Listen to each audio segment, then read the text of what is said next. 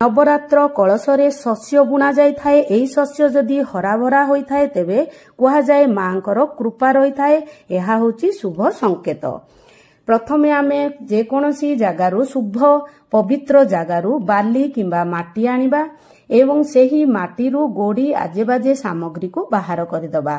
आग दिनरू ही आमे समस्त ज एवं पंचशस्य को भल भावरे भिजेई बोतरेई रखिदबा द्वारा भलरे जल्दी गजा होई थाए। एक माटी पात्र को भल भावरे धोईदबा। प्रथमे माटी दबा, ता उपरे किछि पंचशस्य दबा, पुणी माटी देबा एवं मझी जगह को खाली रखिबा।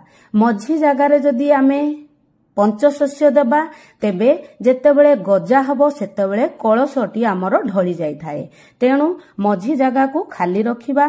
शस्य गजा हेले मांकर कृपा होई थाए, कारण मां होचंती स्वयं अन्नपूर्णा शाकंभरी। शस्य रूपरे मां पूजा पाई थांती।